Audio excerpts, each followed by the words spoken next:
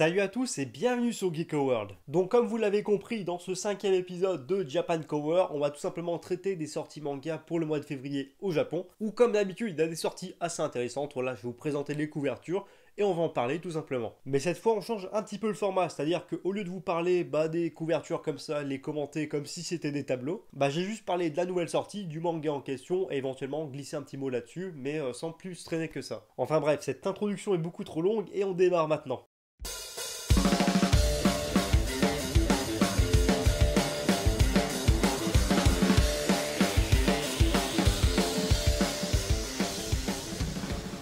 Comme d'hab, on commence avec l'éditeur numéro 1 au Japon, Shueisha. Donc le 4 février, chez Shueisha, on a eu le droit au 10e tome de We Never Learn, un manga du Weekly Shonen Jump. Toujours le 4 février et encore chez Shueisha, bon je vais pas répéter cette phrase à chaque fois, on a eu le droit à Boruto Naruto Next Generation volume 7. Et là par contre j'ai glissé un mot par rapport à cette couverture, je sais pas, quand on voit la tête de la couverture, on dirait une pochette d'album, vous savez, pour les rappeurs emo américains. On est un petit peu dans ce délire, limite t'aurais mis XXX Tentation sur la couverture, je t'aurais cru, hein, c'était crédible aussi. En tout cas voilà, c'est sorti en début de mois au Japon. Ensuite toujours le 4, les fans de The Greyman ont de quoi être comblés, parce que il y a le tome 26 qui vient juste de sortir. Et là, la couverture aussi, elle est cool. Bon, j'ai dit que j'arrêtais de les commenter, mais franchement, elle est vraiment sympa. Et ensuite, on a eu le droit à un petit spin-off, voilà, de Dr. Stone, avec Dr. Stone Oshi no Yume. Donc, la couverture est sympa. Par contre, je sais pas si c'est un databook ou alors un roman, ça je sais pas. Si vous avez l'information, n'hésitez pas à me le dire dans les commentaires. Comme on parle de Dr. Stone, on va continuer sur notre lancée, et il faut savoir qu'il y a le tome 9 qui est sorti au Japon, pareil en début de mois. Déjà bientôt 10 tomes pour cette série, franchement c'est amplement mérité,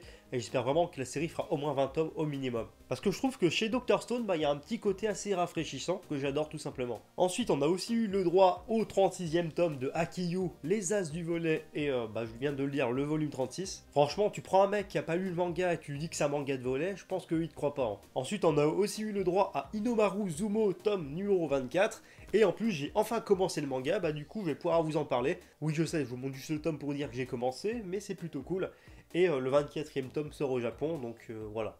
Je lis bientôt, puis je vous fais un retour là-dessus. Ensuite, toujours le 4 février, et toujours chez Shueisha, on a eu le droit à l'excellentissime, le tristement célèbre My Hero Academia avec son tome numéro 22. Je vous avais déjà teasé la couverture de ce nouveau tome à la fin de la dernière vidéo, mais je pense qu'elle se résume en un seul mot, stylé. Ensuite, on a eu le droit au 10e tome de Platinum N, que j'ai totalement abandonné parce que je trouvais ça totalement ennuyeux. Si par la suite ça devient un peu plus accrocheur, n'hésitez pas à me le dire dans les commentaires. Bon, en tout cas, voilà, il faut juste savoir que le tome 10 est sorti au Japon. Toujours le 4, on a eu le 7e tome de Route N. Ensuite, il y a aussi eu le 2e tome du spin-off de Genshin, dont voici la couverture. En parlant de spin-off, ça tombe bien, on continue sur notre lancée avec Shukogeki no Soma, l'étoile, tome numéro 7, donc à savoir le spin-off de Shukogeki no Soma. Et d'ailleurs, en parlant de Shukogeki no Soma, vous avez vu comment ça s'emboîte super bien entre mes transitions. On a eu le droit au 33e tome de Shukogeki no Soma. Et franchement, Hakiyu et Shukogeki no Soma, même combat, j'ai envie de dire, parce que quand tu regardes les covers, t'as l'impression que c'est rien à voir avec le contenu. Toujours chez Shueisha, on a eu le droit au 6e tome de Vigilant, My Hero Academia Illagals. Et on en a terminé avec les sorties chez Shueisha, et on va maintenant parler des sorties chez Kodansha.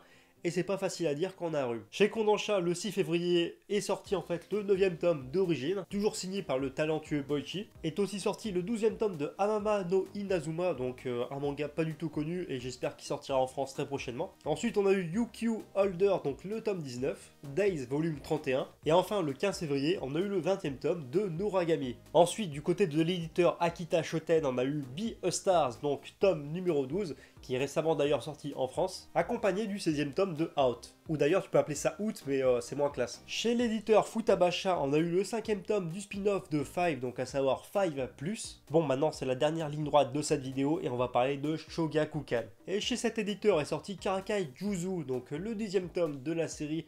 J'ai envie de vous en parler, donc j'en ferai peut-être une vidéo où j'attends que de base que le manga sorte en France. Mais apparemment ça n'a toujours pas été licencié. Et enfin, pour finir, chez l'éditeur Tebundo, on a eu le droit au 11e tome de Real Life. Donc là aussi c'est un manga que j'ai jamais lu, mais à force de lire un petit peu des trucs autour de ce titre, ça m'attire un peu. Donc si vous lisez Real Life et que vous aimez, n'hésitez pas à m'en dire dans les commentaires ce que vous en pensez, parce que je serais franchement curieux de connaître votre avis là-dessus. Enfin maintenant, pour parler de la partie beaucoup plus teasing et en fait des prochaines grosses sorties dans les mois à venir au Japon, on a tout simplement en fait là pour l'instant la couverture du 12e tome de The Promised Neverland, qui encore une fois ça arrache la rétine tout simplement. Je trouve que cette cover est tout simplement magnifique, donc ça sortira au mois de mars. Si comme moi vous êtes fan de One Piece, ça tombe bien parce qu'il y a le 92e tome de One Piece qui vient d'être révélé sur internet. Et franchement, bah pareil encore une fois, c'est très dans le style Wano Kuni et j'adore tout simplement ce style graphique. Et ça sortira au mois de mars ou avril, je sais plus. En tout cas, bref, la couverture, elle est là. Et pour finir, petit cadeau aux amateurs et aux fans de Fairy Tail, tout simplement parce qu'il y a la couverture de Fairy Tail 100 Years Quest ou 100 Years Quest, d'ailleurs, bah, vous le dites un peu comme vous voulez, qui est en fait sorti sur internet, donc je crois qu'il n'y a pas encore de date de sortie officielle pour ce nouveau tome. Il y a juste le visuel pour l'instant, que je vous mets juste ici.